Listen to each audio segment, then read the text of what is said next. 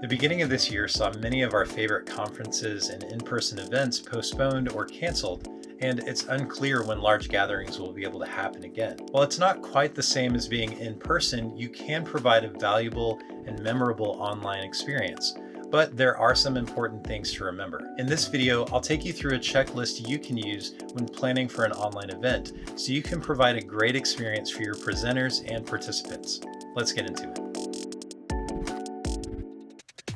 Hello creators, I'm Ben Tolson from Podia, where we empower creators like you to make a living doing what you love. A common misconception is that hosting an online event is somehow easier and takes less planning. While there are unique challenges that come with coordinating in-person events, online events come with challenges of their own. As you're planning your online event, there are some important things you'll need to consider, and we've compiled them in the following checklist.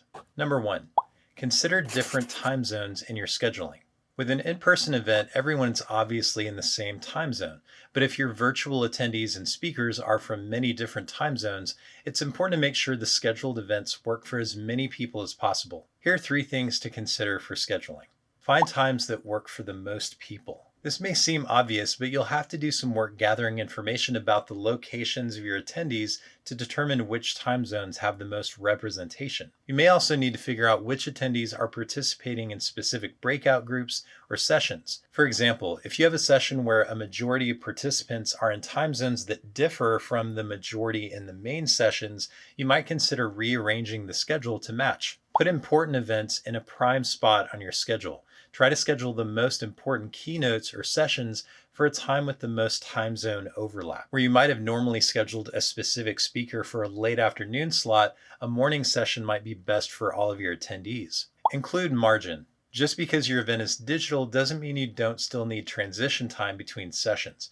Remember that people still need time to shift gears, grab refreshments, or visit a speaker's website. Make margin a part of your schedule, and no matter what time zone your attendees are tuning in from, they'll appreciate it. Number 2, provide instructions for presenters and participants. With any conference, it goes without saying that folks need to know when and where things are happening, but for online events, there's an added layer of complexity. Technology. Attendees and presenters could be logging in from a number of different devices or browsers using any number of different types of audio or video tools and will come with varying levels of technical savvy. Consider the following when providing instructions. Have links, instructions, and schedules in one place. Putting everything in a single place and pointing to it every time you communicate with your participants is the easiest way to ensure everyone will know where to look if they get lost or stuck. Account for the least tech-savvy attendee. It may seem tedious, but consider the challenges your least tech-savvy attendee might face and write your instructions with a level of detail that would help that person. Make it easy for people to find the info they're looking for. While it's good to be detailed, it's also good to make instructions skimmable for more tech-savvy participants. Add clear structure to your instructions like headings and sections so participants can easily find the part of the instructions they actually need. Doing these things won't prevent every single issue, but putting together well-structured, detailed instructions will save a lot of headaches and make for a much smoother digital conference. Number 3, supply support staff for technical issues. If you want your event to go even more smoothly, recruit a team of tech support staff to help participants and presenters work through technical issues. Specifically, have designated support staff to provide technical run-throughs with presenters, have some on standby in case of major technical failure, and have some available to get on a chat or call to help attendees who are having issues connecting. Technical issues can be the biggest threats to a successful online conference. Having some extra support that can put out the technical fires is one of the best ways to ensure everyone has a great experience. Number 4, have backup plans for everything. You'd certainly do this for an in-person event, and a digital event is no different. Consider the following for your digital conference backup plan.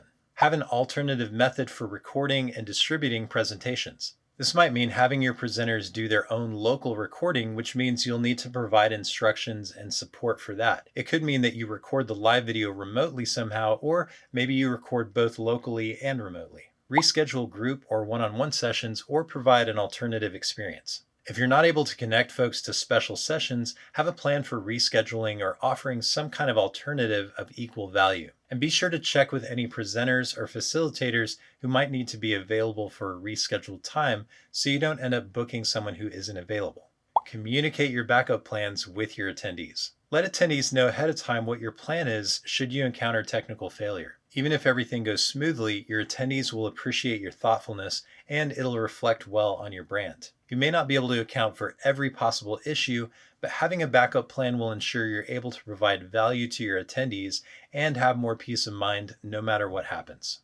Number 5, collect digital materials. This is likely something you'd also do for an in-person event, but is especially important for an online event. Make sure you gather any digital materials that might enhance the experience of your participants and make it easier for them to get as much as possible out of the event, especially the following: presentation slides. Make sure all presenters provide a copy of their slide deck. It may also be a good idea to convert slides to a single format, but have both the original and converted formats available along with instructions for participants who wish to download and view slides.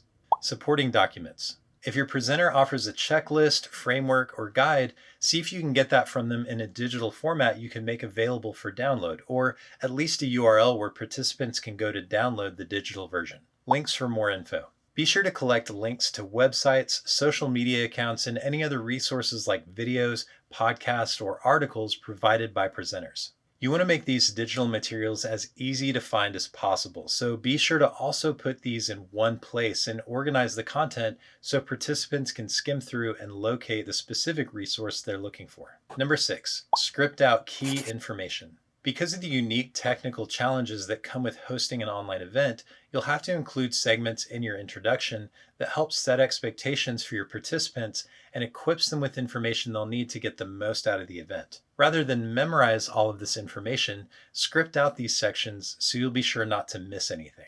Consider writing scripts or at least making an outline for the following items: instructions for watching and engaging in Q&A. Depending on how you have your digital broadcast set up, you may already have control over who's muted or whether or not people can chat or ask questions, but take a moment to provide specific instructions and help participants understand how to properly engage in the presentation. Potential technical issues and backup plans. Let folks know about potential technical issues that could arise or that they may experience, who to reach out to, and what the plan is when or if that happens. Instructions for any following events or activities. Give folks a brief rundown of any activities or events that will follow the current event and where and how they can access them. Having all of this scripted out will take a lot of pressure off of your presenters and hosts, will ensure your participants have the information they need, and will make for a more enjoyable experience all around.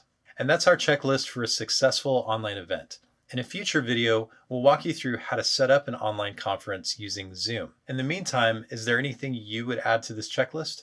Please share below in the comments. If you found this video helpful and you want more content like this, click the subscribe button and hit the notification bell so you'll be sure not to miss any future videos. Thanks for watching, and we'll see you next time.